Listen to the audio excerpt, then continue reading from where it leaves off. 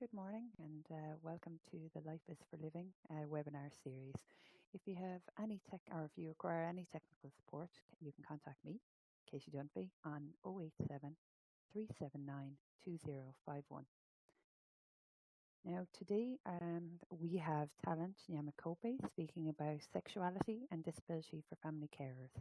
The aim of this webinar is to explore sexuality and disability from a family carer's perspective.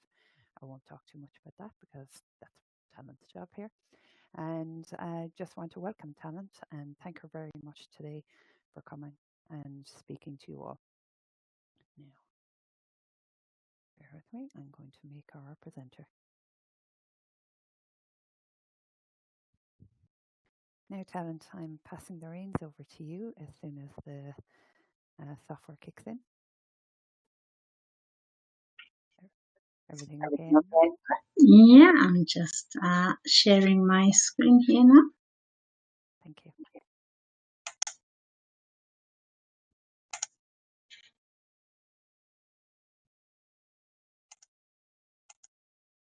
Now, if there are any questions during this webinar, if you want to put them into the question and answer forum, and we'll answer them as best we can at the very end of the presentation. Thank you.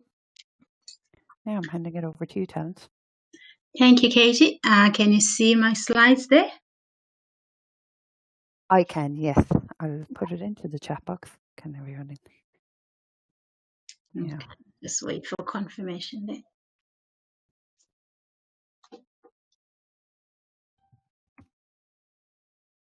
Yeah, I've put a question out there into the question and answer box. Can everyone see Talent's side? Yes, we have thumbs up.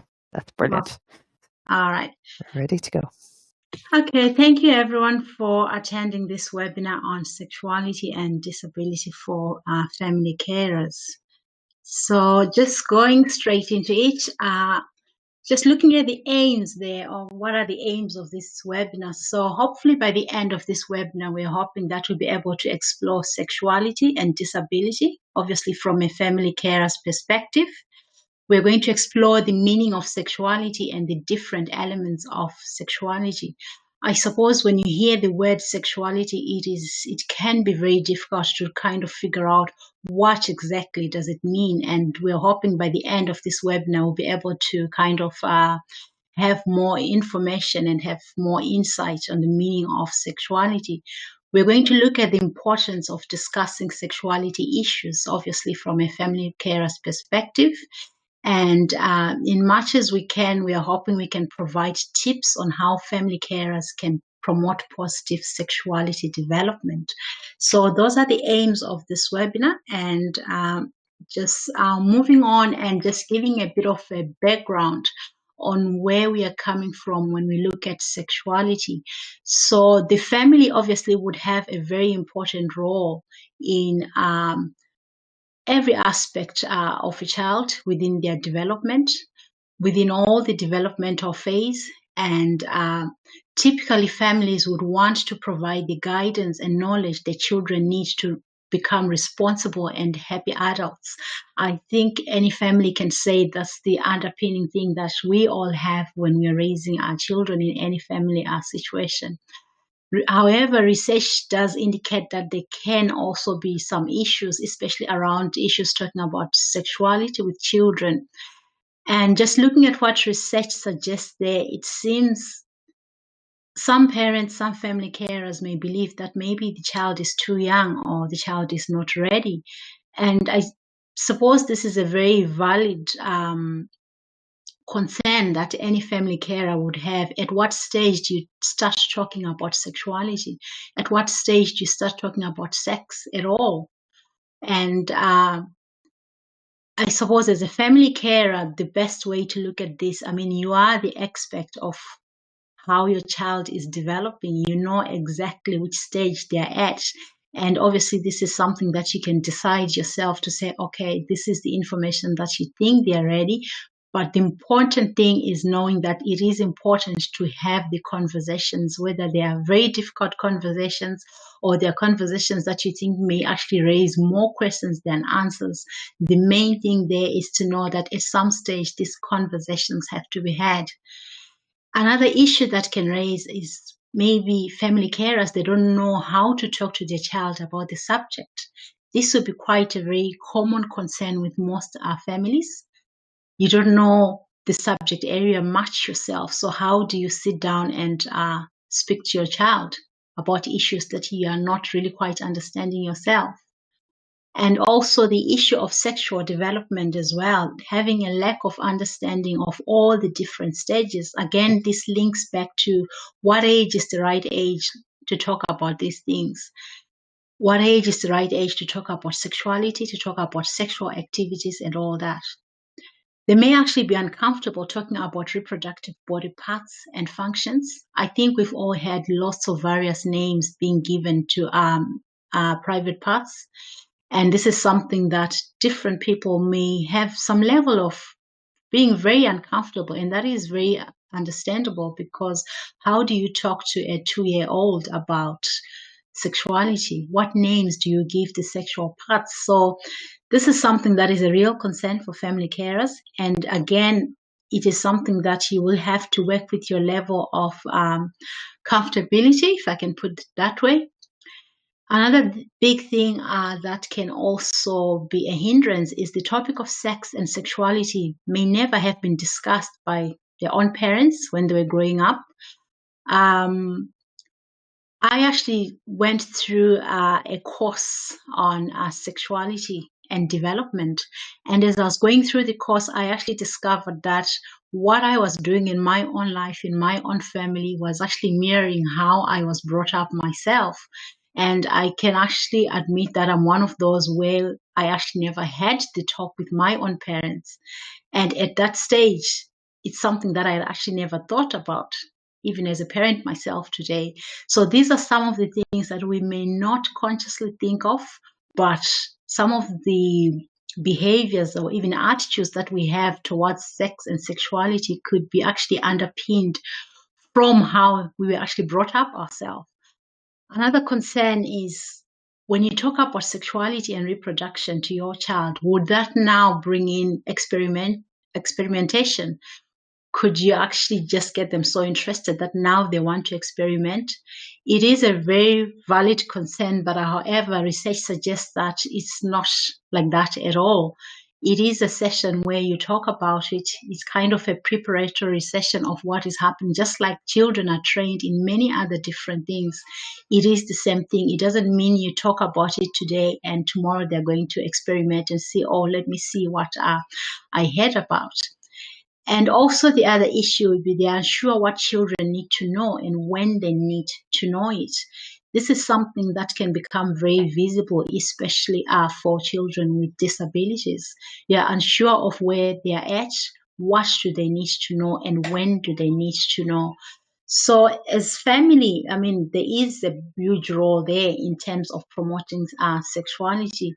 And it is very important that as parents or as family carers, you are already teaching your teens many things about sexuality and have been since the day they were born. So in as much as we obviously would assume, or some may assume, that this is something that starts when you have the big talk or when you start speaking about something specific on sexuality, it actually shows that from the time that a child is born, sexuality is something that is being modeled from that day onwards, even though we may not actually realize that they're learning from all these interactions. So the way they're touched by others, the way their own bodies feel to them, and what families believe is okay and not okay to do, the words that family members use and don't use to refer to parts of the body.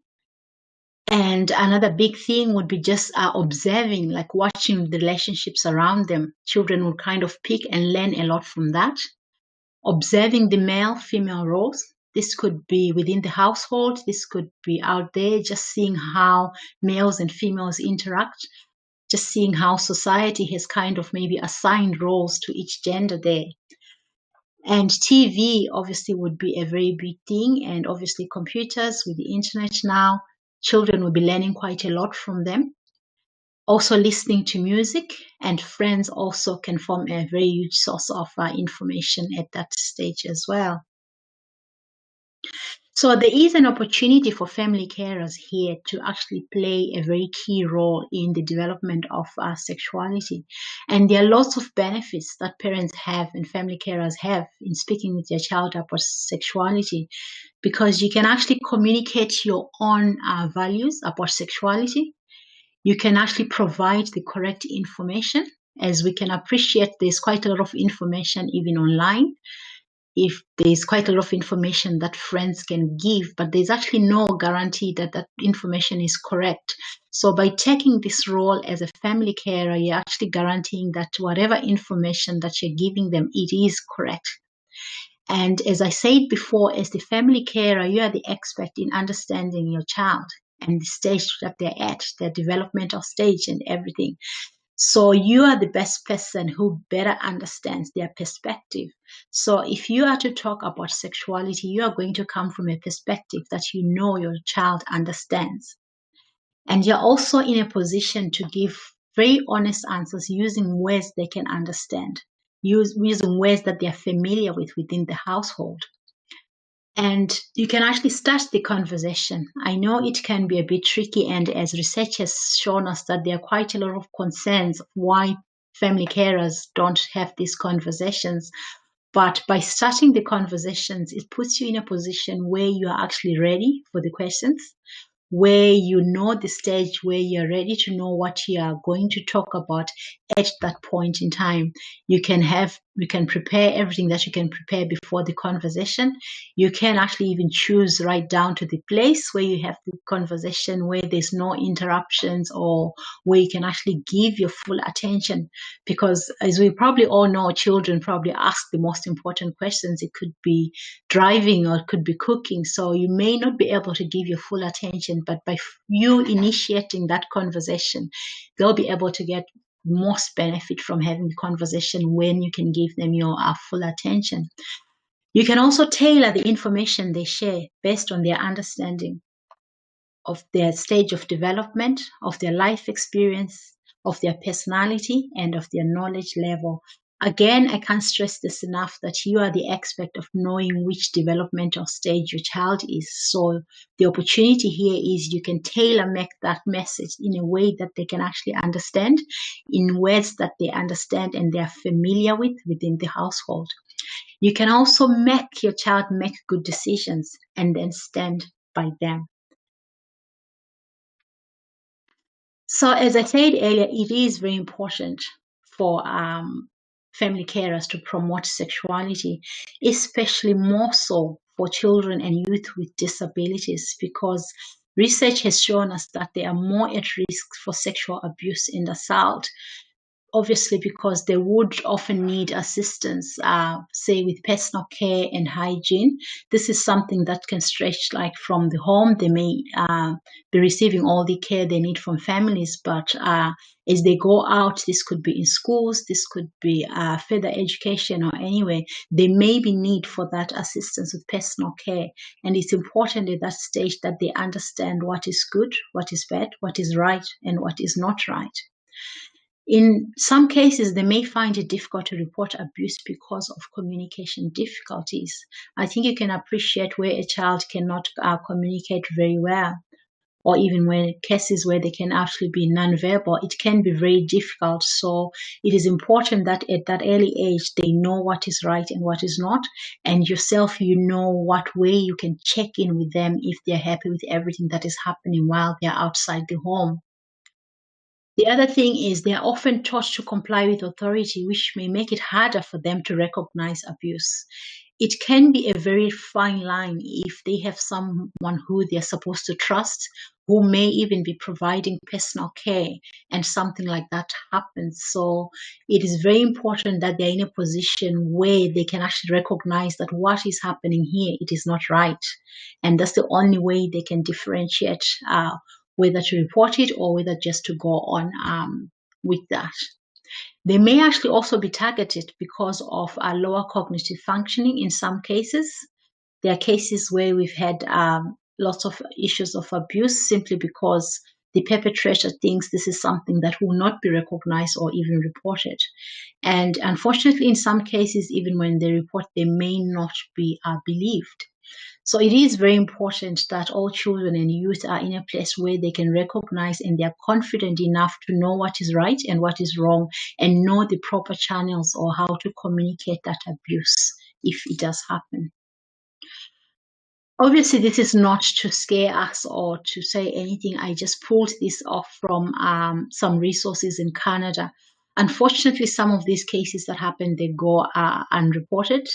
But in Canada, they are quite ahead, a bit ahead than ourselves, actually, and they do have these stats. So I just thought I'll just throw this in just to give us an overview, a rough idea of how important it is to talk about these things with our children. In Canada, obviously, the risk of being physically or sexually assaulted for adults with developmental disabilities is likely 4 to 10 times as high as it is for other adults. Children with any kind of disability are more than twice as likely to be sexually abused, regardless of age, race, ethnicity, sexual orientation, or class. Women with disabilities are assaulted, raped, and abused at a rate more than 2 times greater than non-disabled women. Women with developmental disabilities are more likely to be re-victimized by the same person, and more than half never seek assistance with legal or treatment services.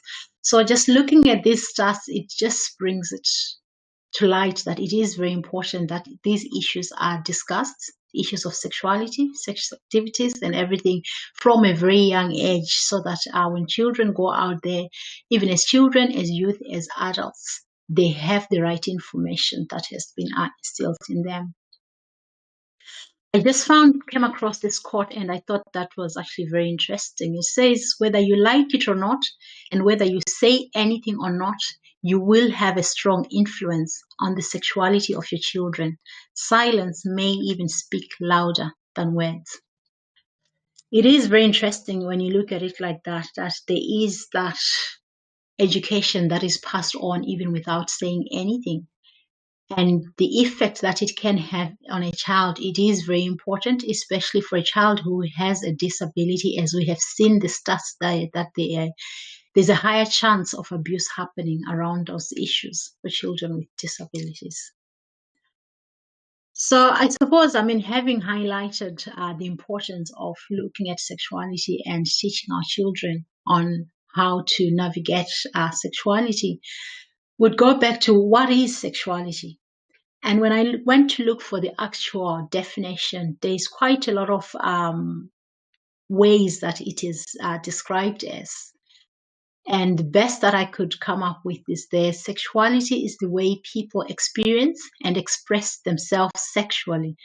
This involves biological, erotic, physical, emotional, social, or spiritual feelings and behaviors. When I first went for this sexuality and relationship course, it's something that surprised me, because I would have just assumed that sexuality is directly linked to sex activities. But however, looking at this definition, you can see there's an interaction of quite a lot of things there: the biological issues, erotic, physical, emotional, social, or spiritual feelings and behaviors. Looking at all these different things, I think we can see that it is actually one of the fundamental drivers behind everyone's feelings, thoughts, and behaviors. So it is a whole concept that has so many different elements, that it's not just made up by one thing, but so many different strands makes the whole sexuality. Another quote that I saw and I thought was very interesting was sexuality is expressed in the way we speak, smile, stand, sit, dress, dance, laugh, and cry.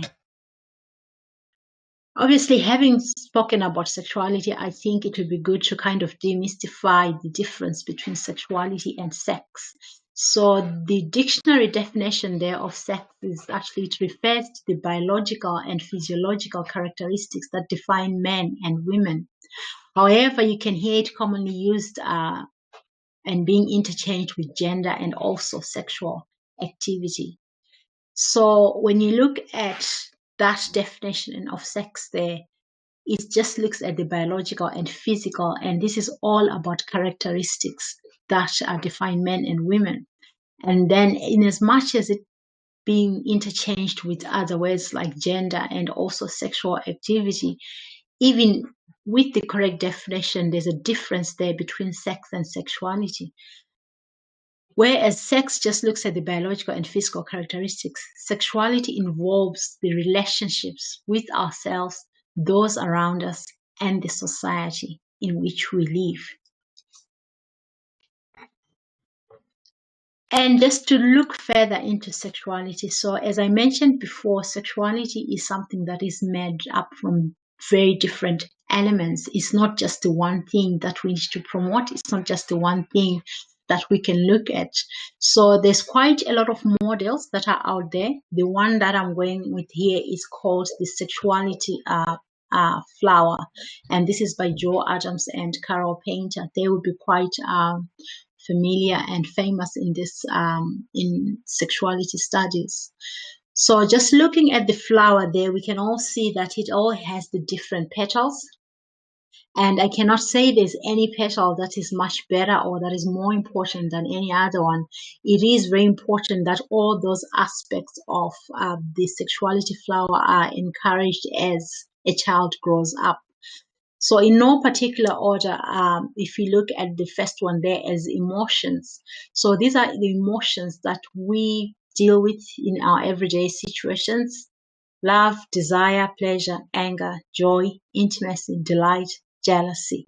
So that forms a strand of sexuality as well. We'll kind of go more in depth into each and every one of the elements of sexuality. The next one there is spirituality. So this will deal with issues of feelings of oneness, sense of deeper self, closeness to nature, and deep bonding. Then the next one there is on political identity. So this is the identity that society would kind of use to differentiate different groups. And in this group, we can find people like gay men, women, homeless people, people with disabilities, people living in poverty, Black people, people with HIV, lesbians, older adults, bisexuals. The next one there is sex and sexual practice. So this is with oneself, with partners of the same or other gender, or celibacy. So it's just giving all the different options that are there in that element of sexuality. The next one there is self-image. So this is the element that looks at body image, self-esteem, looks, size, shape, physical disability. And then the next one there is social relationships. So it talks about all the relationship that someone, an individual have in their life: monogamy, non-monogamy, families, partnership, marriages, friendships. And the last one there is sensuality. So this is delving into all the different senses that we have. So this can be experienced through food, music, massage, dance, sunshine, smiles, exercise, and sensuality. I suppose when you look at all the different 7 elements of sexuality, it is in all their totality that we can actually promote positive sexuality in the life of a growing child. And another important thing to note there is when you look at sexuality, this is not something that kind of starts and stops once an individual gets to adulthood. It's a lifespan approach where all these things continue to interact throughout the lifespan of an individual. So looking at sexuality and development, what actually happens? I mean, I decided to just take it all the way from infants to adults, just to kind of give an overview of the importance of each stage and how, as family carers, we can promote positive sexuality development in our children. So looking at the infant stage, development is nurtured through the sense of touch during rocking, feeding, and being held. This helps them to develop trust and the ability to give and receive tenderness and affection in later life. So as we can see here from a very early age, in development, this is actually very important that even the attachment that an infant has with their caregiver can actually be detrimental to the way they turn up in later life. And this also has an impact on all the different elements of sexuality. Then as they become toddlers, I think we can all agree that at that stage they can be very curious. They start to want to learn our different parts of their bodies. They want to get the names. They can start to notice the differences between the genders and all that. So that's actually a part of their sexuality developing, even in that knowing that, okay, there are differences between male and female.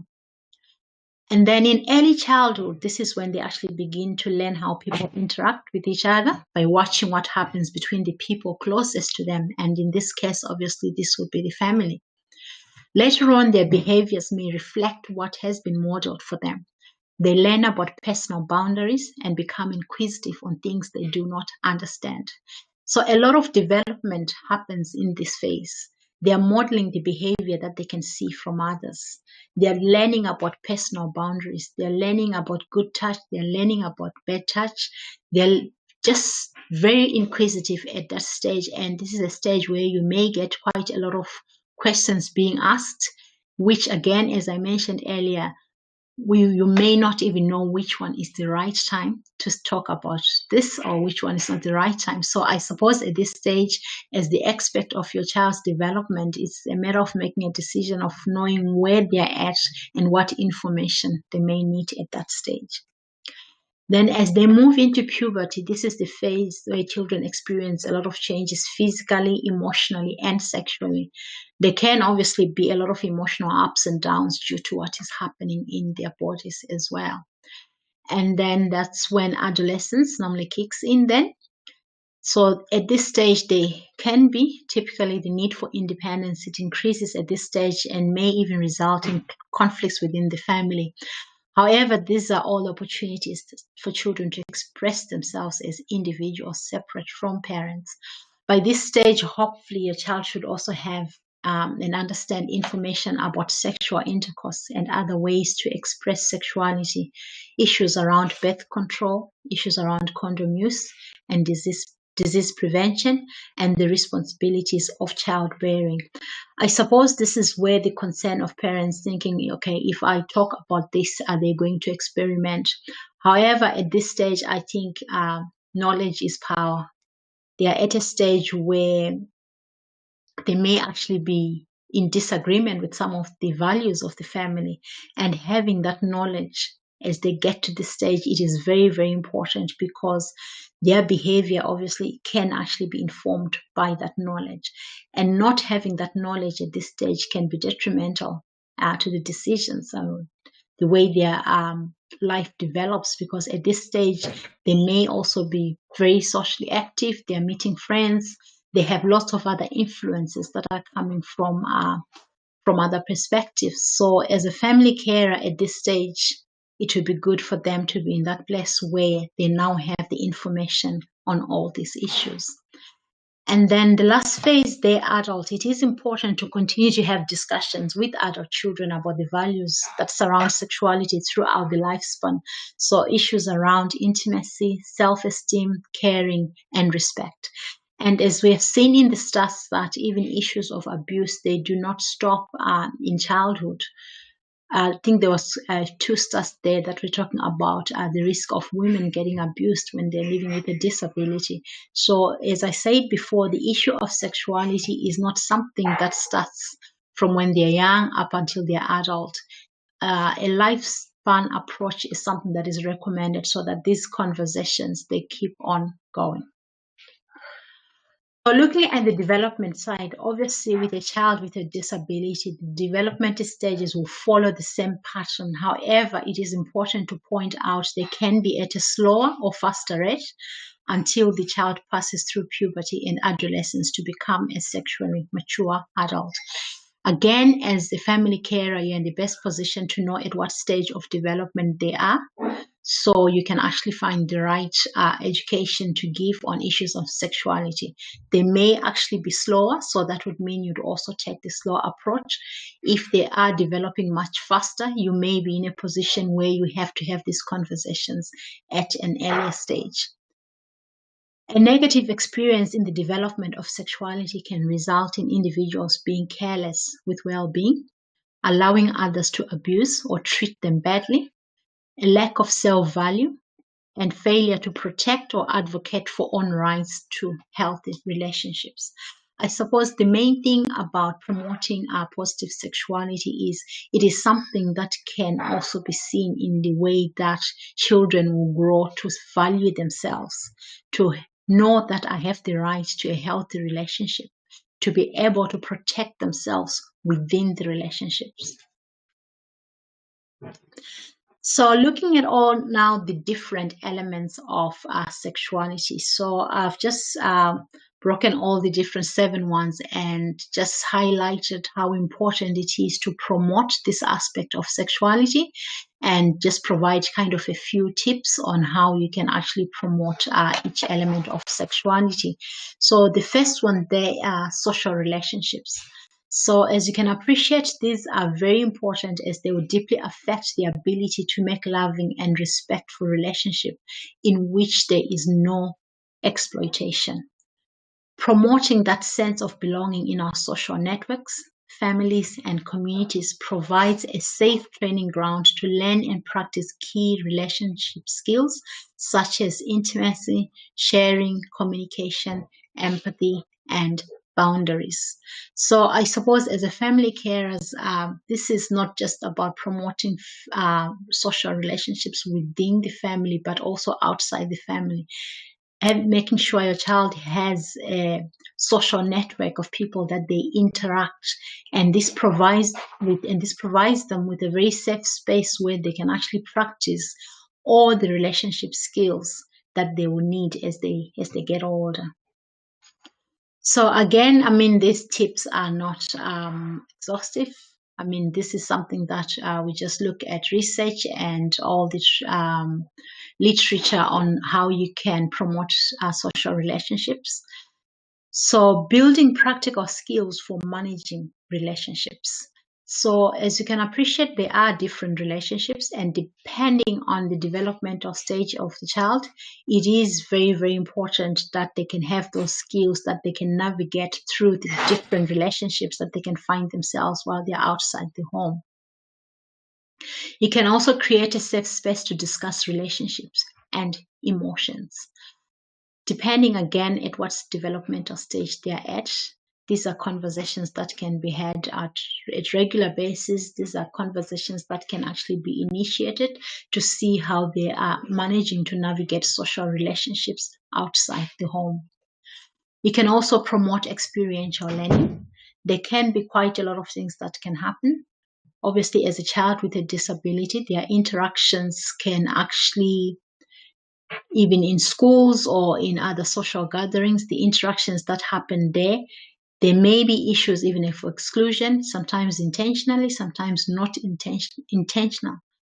But because of the disability in terms of access to activities, access to even school activities can be limited in some cases because of living with a disability.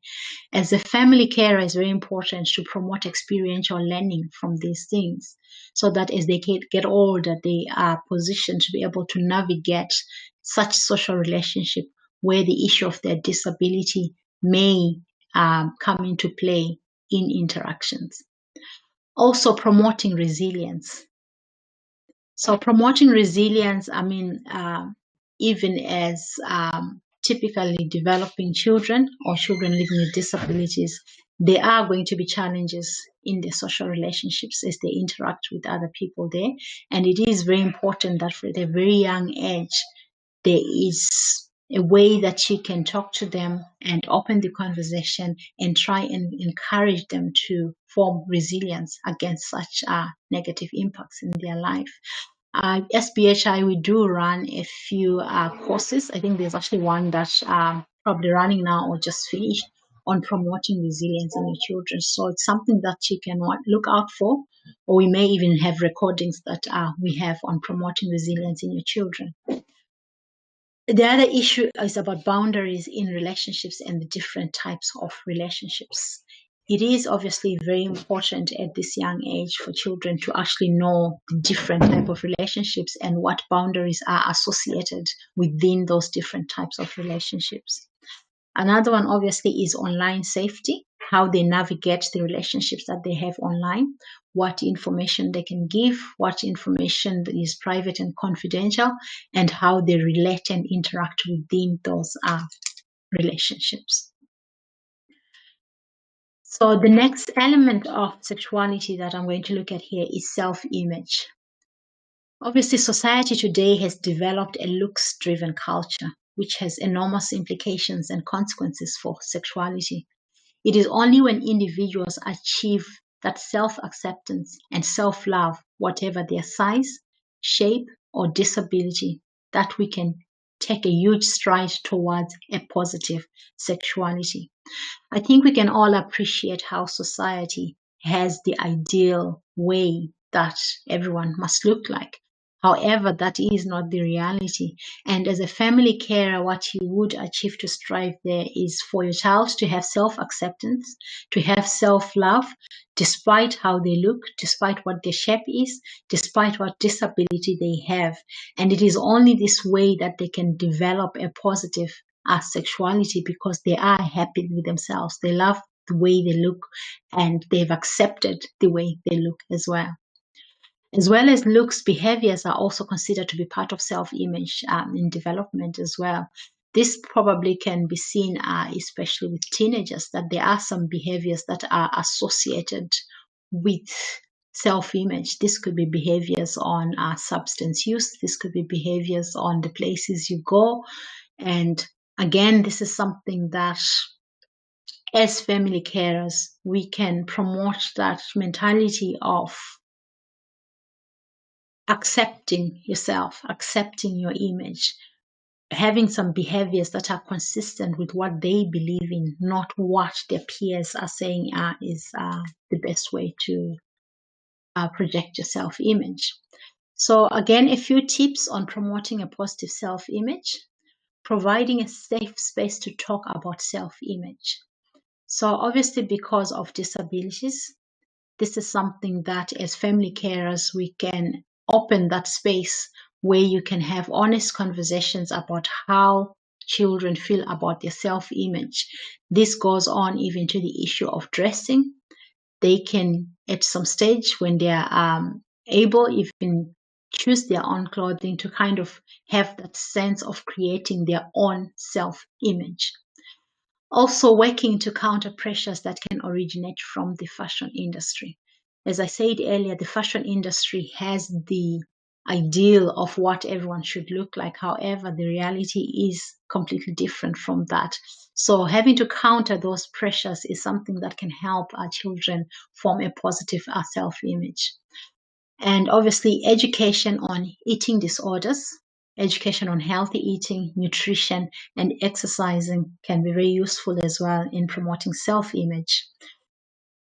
Again, looking back at peer pressure, having conversations focused on what the individual themselves really want and avoid the tyranny of being cool.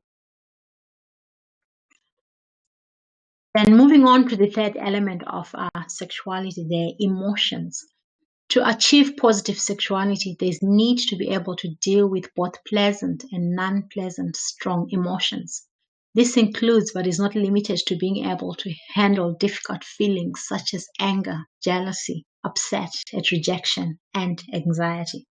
There also needs to be able to give over to enjoyable feelings like love, desire, intimacy, delight, joy, and pleasure. And to help with managing emotions, obviously talking about feelings is very important here. Acknowledging and identifying those feelings is the first step into learning how to navigate through them and express them constructively. At this stage, I suppose it is okay to acknowledge and identify and actually know that it is okay to feel these negative feelings at some stage. However, the main thing is, how do we navigate these feelings? How do we express them constructively? So obviously, this is about having very honest conversations, and experiential learning can also be applied here, actually having time to reflect with children on how they handle some situations and how they express themselves during that time when they're experiencing those emotions. And in some cases, there may be need to seek professional help where necessary. where you identify this is something that is going beyond what we can talk about, what we can do to promote and navigate emotions. Professional help can be sought. Things like counseling can help as well. And on the next element of sexuality, political identity. So obviously there are political perspectives and experiences of being part of a socially disadvantaged or marginalized group that can undermine the capacity for a positive sexuality. You may find through the narrative that even from a political point of view, there are some identities that may be negative or positive that have been put out there from governments, from groups, and living with a disability is something that you may or children may actually hear a lot of things, a lot of issues that are probably originating from inequalities. So within themselves, this is something that can actually affect them if they're always hearing of the inequalities that they are living through, the inequalities that can be seen even in service provision, inequalities in education, in employment, that can actually have a negative impact to how sexuality develops. So the negative side of it can actually result in internalized negative and self-hating images. It can result in having little sense of own self-rights in relationships. It can result in the need to gain approval from others. And in this case, I suppose as a family carer, the main thing would be to give them that positive identity that even despite the inequalities that they may be facing on a daily basis, that they can actually have expectations of good relationships and good outcomes in their interactions, that they actually know that they have a right to be treated well as well, that they have an understanding of how all fulfilling interactions involve both giving and receiving and respect. Then we move on to sexual practices, which is, I think, the fifth element of sexuality that we're talking about today. So again, it is very important to provide age and development appropriate information on sexual practices. So I just picked just a few. Obviously, there's quite a lot that you can discuss depending also on their age and also on their understanding. For girls, the main thing would be growth spurts, breast growth, menstruation, body and pubic hair growth, acne, and perspiration. For boys, again, growth spurts, body, pubic hair growth, acne, perspiration, voice changes, and wet dreams. And then in general, you're looking at things like safe sex, consent, birth control, etc. Again, this is also obviously depending on their development, at what stage they're at, for you to decide which one is the right time to talk about these things. And then the sixth element that I'm going to look at is spirituality. I suppose when you hear spirituality, you'd probably think this is all about religion. But however, this is not only about religion. It can, yes, be explored in this way as well through our religion. But it is something that is very important in positive sexuality development because it actually forms an aspect of identity that is linked to our sense of being connected to wider humanity and to the planet, that brings those feelings of awe and wonder, which can be drawn forth by deep love, creativity, intimacy, or sharing powerful and moving experiences with others. So how, as family carers, do we promote this spirituality? I suppose by providing opportunities to experience awe and wonder. So these are things that goes beyond what we can see, what we can understand. And things like even growing a plant, having a child having that sense of wonder of how I put in a seed and it has now grown in a plant, it has now grown in a vegetable. It kind of promotes that spirituality side of things as well. And also providing opportunities to connect with nature. This could be going for nature walks. This could be even taking walks. I mean, it doesn't have to be something that is challenging or anything, but just connecting with nature there so that they have that sense of wonder, that sense of things that they can see and they can see the beauty, that sense of things that maybe they're not talked about as much as we see them, they have become the norm. However, kind of developing that sense of seeing how beautiful, how out of our normal understanding these things are, does quite a lot in terms of promoting spirituality. Things like meditation, mindfulness have also known to help. And as we can probably see, they are now gradually being incorporated in the school curriculum as well. So it would be a good thing to promote them from home as well. And the last one that I'm going to look at there is sensuality. As part of sexuality, it is important to be in touch with our senses. These can all be explored through food, music, massage, dance, sunshine, smells, exercise, touch, and a lot of other things. So what sensuality does is it gives a positive result in the way individuals interact with the world through bodies and senses. And as family carers, how can we promote sensuality? So by encouraging activities that involves paying real and conscious attention to sensuality and what surrounds them, but normally goes unremarked. Explore senses through games. This is something that you can even do, tasting games or trying to feel something through games while they cannot see it, just to develop their sensuality. So that was the last one of the elements of sexuality. And just to reiterate again, it is very, very important that there is a lifestyle approach in promoting the development of all these different elements of sexuality. And again, sexuality is not something that is just one thing that you look at. It is all the different elements put together, and there's nothing that is more important than the other. They are all equally important, and it is important as family carers of children with disabilities that we look into promoting each and every one element of sexuality. And again, just going back to the quote that I gave earlier on, sexuality is expressed in the way we speak, smile, stand, sit, dress, dance, laugh, and cry. And this, I suppose, just encapsulates how important it is that we promote our positive sexuality.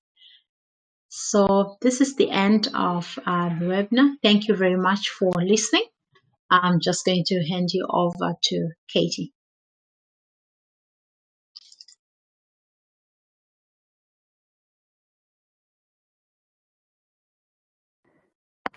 Now, just unmuting myself there. So thank you so much, Talent. That was really, really interesting. As a parent myself, it gave me food for thought. So it was very, very interesting. So thank you very much for that. Now, if we have any questions and answers, Talent, questions, I should say, Talent is here to answer any questions.